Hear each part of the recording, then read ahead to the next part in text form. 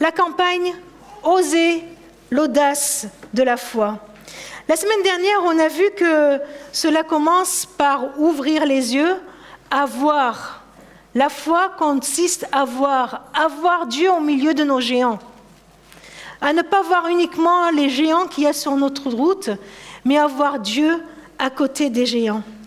Aujourd'hui, il y a une autre perspective nous est donnée. L'audace de la foi, c'est l'audace de croire en Jésus. Pour cela, je vous invite à lire un texte qui se trouve dans les évangiles. C'est tout à la fin de l'évangile de Jean, au chapitre 20. Nous lirons les versets 1 à 9. Tôt le dimanche matin, alors qu'il faisait encore nuit, Marie de Magdala se rendit au tombeau. Elle vit que la pierre avait été ôtée de l'entrée du tombeau. Elle courut alors trouver Simon-Pierre et l'autre disciple, celui qui aimait Jésus, et leur dit : « On a enlevé le Seigneur de son tombeau, et nous ne savons pas où on l'a mis. » Pierre et l'autre disciple partirent et se rendirent au tombeau. Ils couraient tous les deux, mais l'autre disciple courut plus vite que Pierre et arriva le premier au tombeau. Il se baissa pour regarder, et il vit les bandes de lin posées à terre, mais il n'entra pas. Simon-Pierre, qui le suivait, arriva à son tour et entra dans le tombeau. Il vit les bandes de lin posées à terre. Merci. Et aussi le linge qui avait recouvert la tête de Jésus. Ce linge n'était pas avec les bandes de lin, mais il était enroulé à part à une autre place. Alors, l'autre disciple, celui qui était arrivé le premier au tombeau, entra aussi. Il vit et il crut. En effet, jusqu'à ce moment, les disciples n'avaient pas compris l'écriture qui annonce que Jésus devait se relever d'entre les morts. Il vit et il crut. Étonnant, non, ces petits mots-là. 4 petits mots, allez, 5 avec le « et ». Il vit et il crut. Alors, il s'agit de Jean, parce que l'autre disciple qui n'est pas nommé dans le texte, c'est Jean. Quand Jean parle de lui-même dans l'Évangile, il parle du disciple que Jésus aimait, mais il n'ose pas dire son nom. Il vit et il crut. Qu'est-ce qu'a vu Jean pour croire ? Qu'est-ce qu'il a cru ? Qu'est-ce qu'il a vu ? On est d'accord, hein ? Rien. Le vide. Il a vu le vide. Il a vu le vide d'un tombeau. Et il nous a dit qu'en voyant le vide d'un tombeau, il a cru. Et les autres alors ? Est-ce que les autres n'ont pas vu la même chose ? Et pourtant, il n'est pas dit pour eux qu'ils ont cru. L'audace de la foi, c'est de croire. Dans ce récit, nous avons Marie, Pierre et Jean. Juste quelques mots. Ces trois-là, ils ont vécu pendant 3 années avec Jésus. Ils ont entendu Jésus qui enseignait les foules. Ils l'ont vu faire des miracles. Ils l'ont vu former ses disciples. Ils l'ont entendu les appeler à le suivre. Il leur a parlé de lui. Il a parlé de Dieu le Père. Il a parlé de la vie éternelle. Oui, cela dérangeait tellement de personnes que Jésus a été arrêté. Avec un semblant de procès, il a été crucifié comme un vulgaire malfaiteur. Son corps mis dans un tombeau. Mais voilà, c'est le vendredi soir. Marie qui aime tant Jésus, Marie qui a été délivrée par Jésus, aurait tellement voulu avoir du temps pour prendre soin de ce corps. Mais elle n'a pas le temps, parce que c'est le vendredi soir et le sabbat va commencer. Et elle ne pouvait rien faire pendant le sabbat. Il fallait qu'elle respecte le sabbat. Alors le sabbat commence et elle attend. Personne ne s'occupe du corps de Jésus. Et enfin, le dimanche matin, Marie va pouvoir aller s'occuper du corps de Jésus. Elle y va, et qu'est-ce qu'elle voit ? Elle ne voit pas le corps. Elle voit le vide. La pierre est roulée. Il n'y a plus de corps. Et elle panique. Elle panique parce que ce qu'elle voit est contraire à sa logique. Elle panique, elle n'entre même pas. Elle cherche Jésus, elle cherche un repère. Elle cherche un fondateur de sa foi. Et elle ne trouve plus. Elle est perdue. Pierre, lui, il court, mais il n'ose pas entrer. Il reste là à l'entrée de la grotte, comme s'il avait peur de trouver quelque chose et qu'il ne saurait pas trop comment l'expliquer. Jean, lui, il vient, il entre, il voit. Il voit que le corps n'est plus là. Il voit que Jésus n'est plus parmi les morts. Alors il nous est dit, il voit. Jean, il a vu et il a cru et il croit. Mais qu'est-ce qu'il croit? Il croit que Jésus est vivant. Il croit que Jésus est vivant. Il croit. Il n'a pas vu le corps. Et la seule conclusion qu'il peut en tirer, c'est que Jésus est vivant. Voilà l'audace. L'audace de croire en Jésus. Alors, pour essayer de comprendre quelle est la différence radicale entre un Jésus resté mort et un Jésus ressuscité, posons-nous juste une petite question. Qu'est-ce qui serait arrivé si Jésus n'était pas ressuscité? Qu'est-ce qui serait arrivé pour Marie, pour Pierre et pour Jean s'ils voyaient le corps de Jésus là et s'ils avaient pris le temps de prendre soin de ce corps? Eh bien, si Jésus n'était pas ressuscité, eh bien Jésus serait un homme, un simple homme, un mortel, un philosophe certainement, un humaniste. Jésus serait certainement un modèle à suivre. Quelqu'un qui aurait vécu dans une relation étroite avec Dieu le Père et qui nous invite à l'imiter. Quelqu'un qui a su tendre la main à son prochain, aimer son prochain. Quelqu'un qui nous a donné des valeurs, qui nous a donné une éthique. Si Jésus n'était pas ressuscité, il serait tout simplement le fondateur de la foi chrétienne. Non?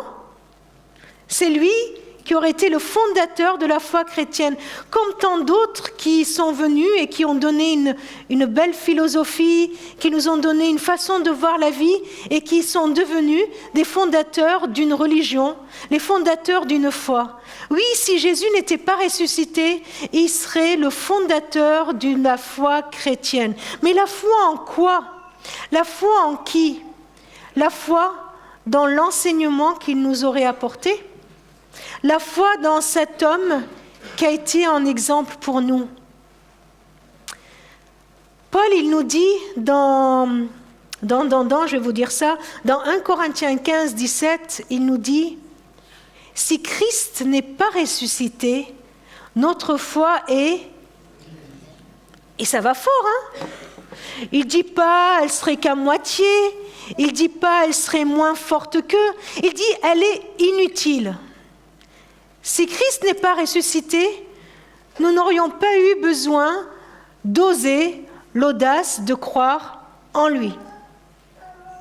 Nous n'aurions pas eu besoin d'oser l'audace de la foi. Notre foi serait inutile parce qu'on aurait suivi des préceptes, on aurait suivi un enseignement, une idéologie. Mais Jésus est ressuscité. Amen. Jésus est ressuscité et ça change tout. Du coup, notre foi n'a pas un fondateur, Jésus-Christ, mais notre foi a un fondement solide. Nous sommes invités à croire en Jésus. Et le fondement de notre foi, c'est Jésus lui-même.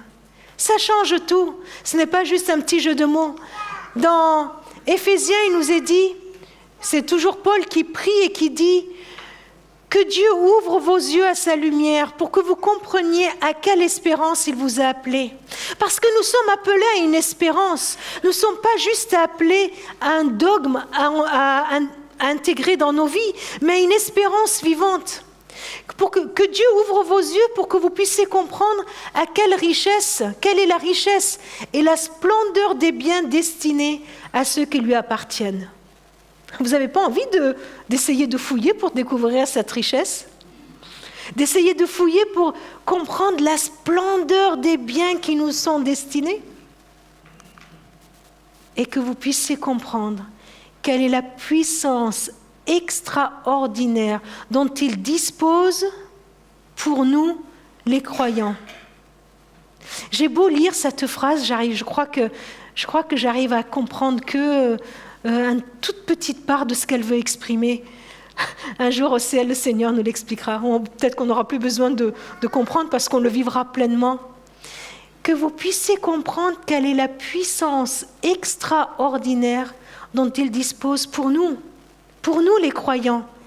Et cette puissance, c'est celle que Dieu a manifestée avec tant de force quand il a ramené le Christ d'entre les morts et l'a fait siéger à sa droite dans le monde céleste. Voilà.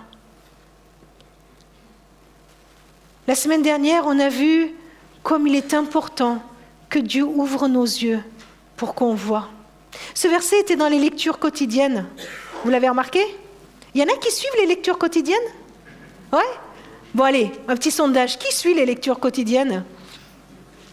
Est-ce que ça vous fait du bien? Ça vous fait du bien? C'était beau le lundi matin de se réveiller avec cette parole, rien n'est impossible à Dieu. Bon, ben voilà quoi, hein? Démarrer la semaine avec cette promesse, rien n'est impossible à Dieu. Ça fait du bien, ça nous encourage. Ce verset, c'était, je crois, celui du mardi, quelque chose comme ça. Que Dieu ouvre nos yeux. Oui, c'est important, comme on l'a vu la semaine dernière, que Dieu puisse ouvrir nos yeux pour qu'on ne voit pas que les géants, mais qu'on voit ce que Dieu peut faire des géants. Et ce texte nous dit que quand Dieu ouvre nos yeux, il nous amène à croire en Jésus. Il nous amène à être solidement enracinés et fondés en lui. Il nous amène à voir l'espérance qu'il y a à son appel, à croire qui est Jésus, à croire en la valeur de son œuvre pour nous. C'est ça, croire en Jésus, à faire confiance pour ce qu'il fait pour nous. Et enfin, il nous appelle à vivre par sa puissance. Vivre chacune de nos journées par sa puissance à lui, non pas la mienne, mais la sienne. C'est à cette espérance-là que Dieu nous appelle. C'est pour ça que nous avons besoin que Dieu ouvre nos yeux pour comprendre qui il est, pour comprendre la valeur de son œuvre, pour comprendre comment nous pouvons vivre par sa puissance. Parce que c'est ainsi que nous pouvons être enracinés et fondés en lui, lui le Christ. Et c'est comme ça que nous pouvons être affermis dans notre foi. C'est le programme qui nous est proposé cette semaine.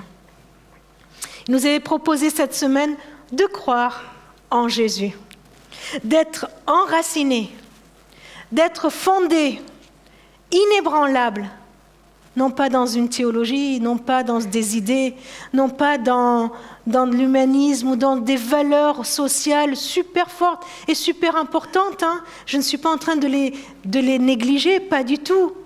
Mais ce n'est rien à côté d'être établi, affermi, fondé sur le Christ, affermi en lui. Alors, Comment concrètement ça peut avancer cette histoire-là? Comment nous pouvons avoir le fondement de notre foi en lui, en Jésus-Christ? Eh bien, en croyant en lui. Ça, c'est le fondement de notre foi. Mais il n'y a pas que notre foi. Dieu veut que le fondement même de notre personne, de notre identité, soit la valeur de son œuvre pour nous. Dieu veut que le fondement de ma vie soit la vie que je vais vivre avec lui par sa puissance. Alors, le fondement de ma foi, croire en lui, parce qu'il est vivant. Il est vivant.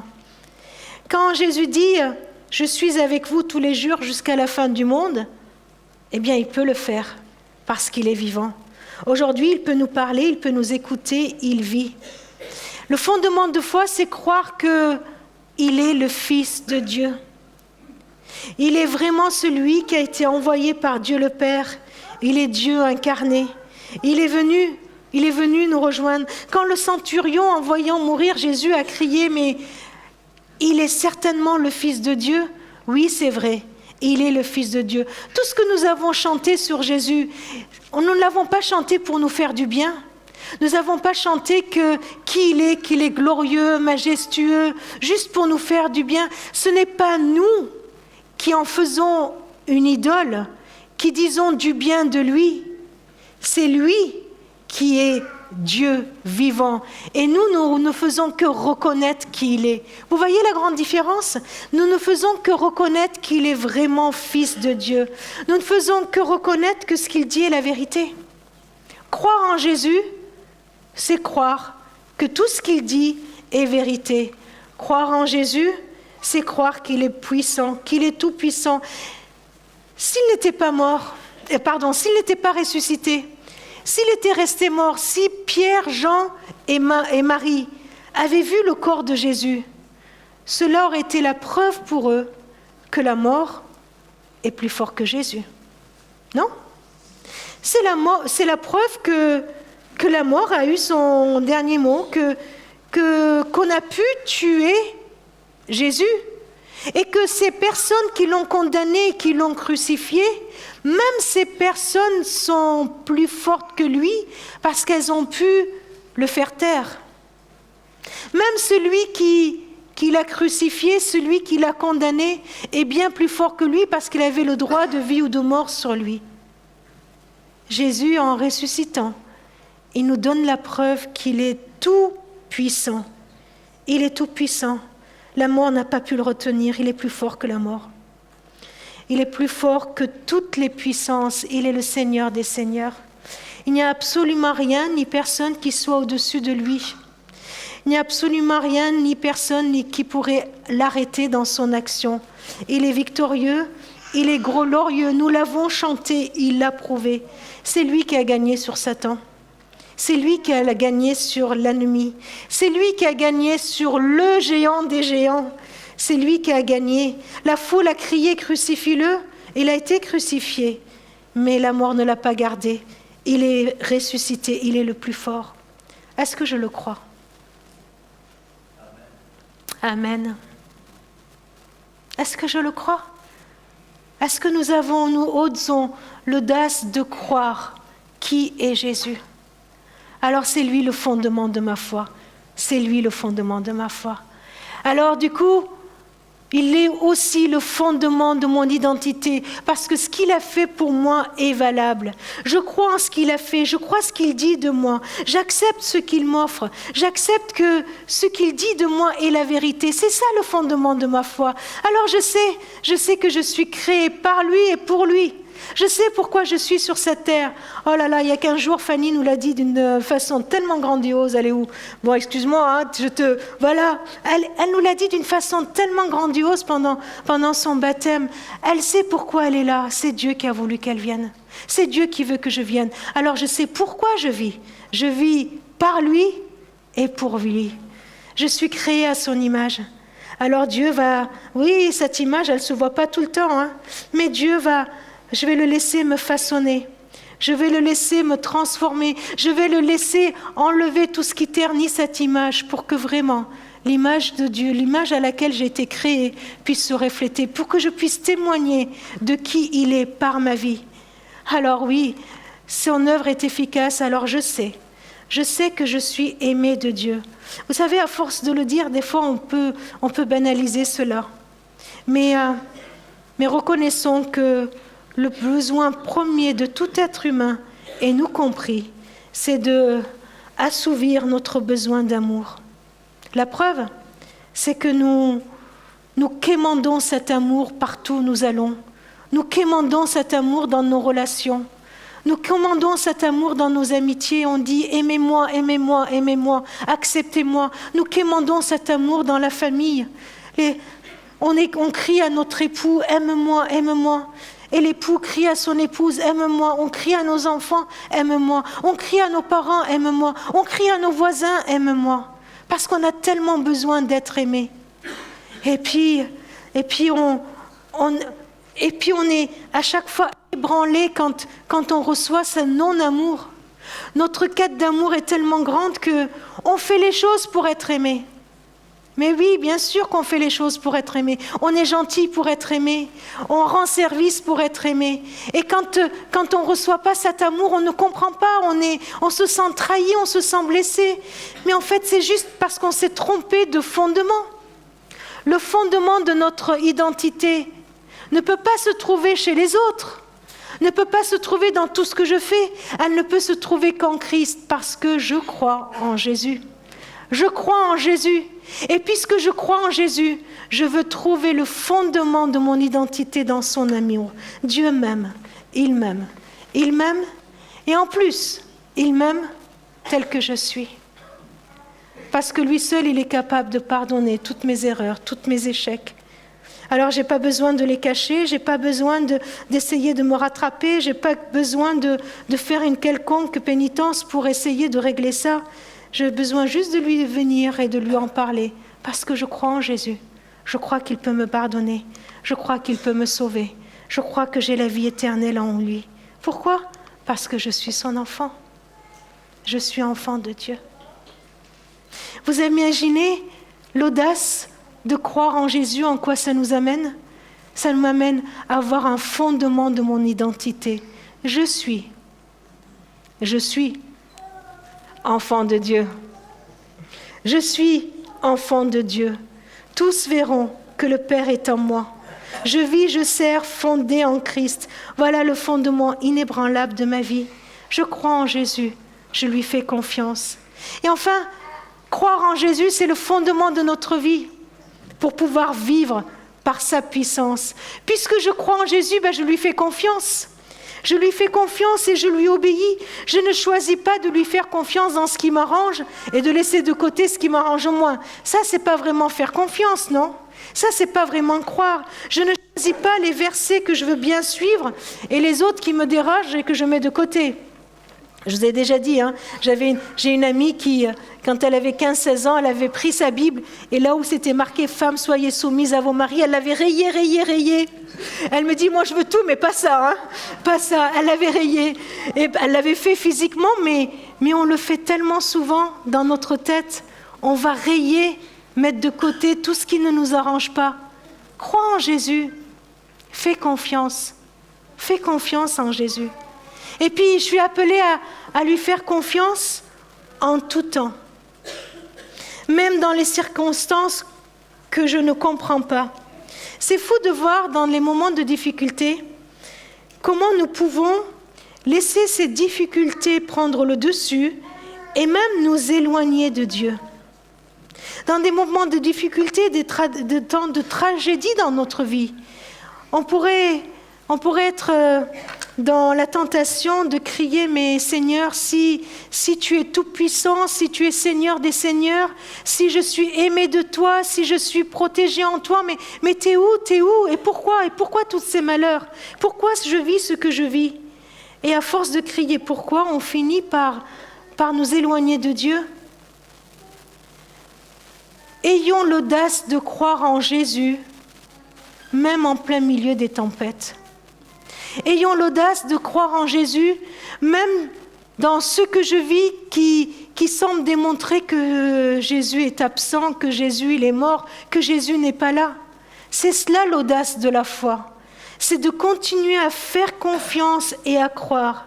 Alors, dans ces moments de difficulté, au lieu de m'éloigner de Dieu, j'irai courir, me jeter dans ses bras. Parce que ce ne sont pas les explications qui me consoleront. Ce n'est pas en comprenant ce qui m'arrive que je vais être consolée. Mais le seul qui pourra me consoler, c'est le consolateur. Alors je vivrai la puissance de la résurrection. Alors je vivrai dans ma vie que Dieu est le spécialiste pour transformer le mal en bien. Dieu est le spécialiste de la résurrection. Dieu seul transforme tous les temps de crucifixion, tous les temps où je suis abattue, que je suis dans la souffrance. En quoi ? En résurrection. En résurrection. Et pourquoi je peux le croire ? Parce que Jésus est vivant. Parce que Jésus est vivant. Et je veux vivre la puissance de sa résurrection. C'est ce qu'on avait lu dans Éphésiens, vous vous souvenez ?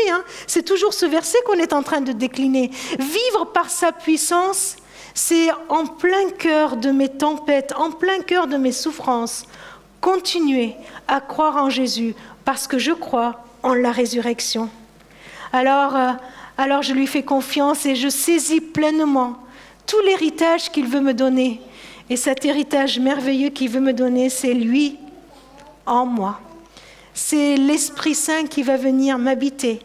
L'Esprit Saint qui va venir pour me donner le don de son soutien, de sa présence, de son encouragement.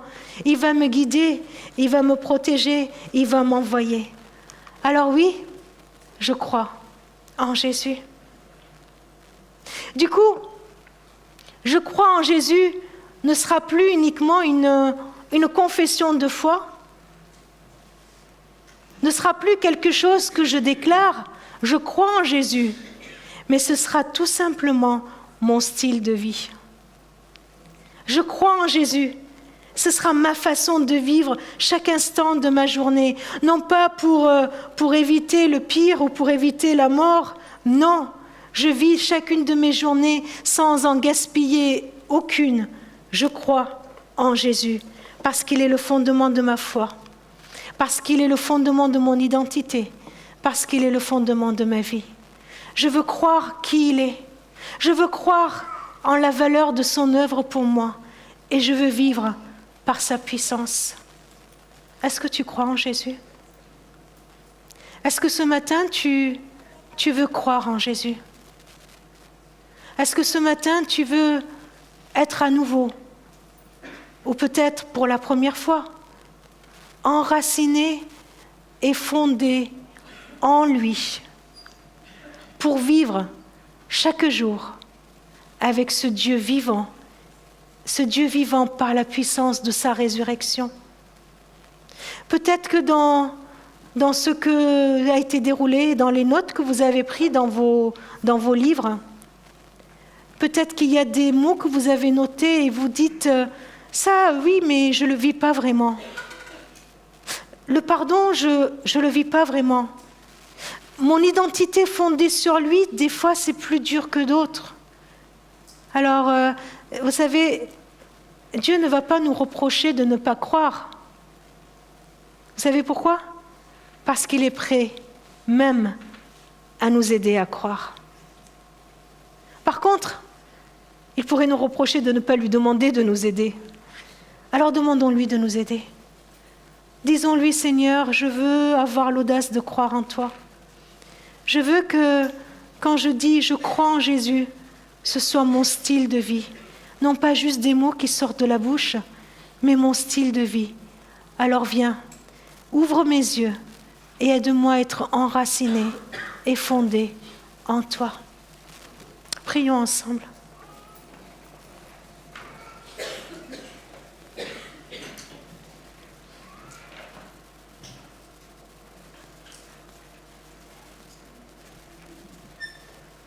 Seigneur, tu vois ce qui manque à chacun dans notre audace de croire. Seigneur, nous voulons croire, nous voulons oser cette audace, mais en même temps, on te crie, viens Seigneur au secours, viens à notre secours et illumine nos yeux pour qu'on puisse à nouveau comprendre combien il est bon de croire en toi, combien tu es puissant. Seigneur, je te prie pour toutes les personnes qui peut-être dans cette salle sont dans une lutte intérieure parce qu'elles veulent bien croire mais qu'elles n'y arrivent pas. Seigneur, viens, toi qui es vivant, viens nous rejoindre par ton esprit. Viens dans nos cœurs, viens nous aider à te dire oui Seigneur, je crois en toi. Amen.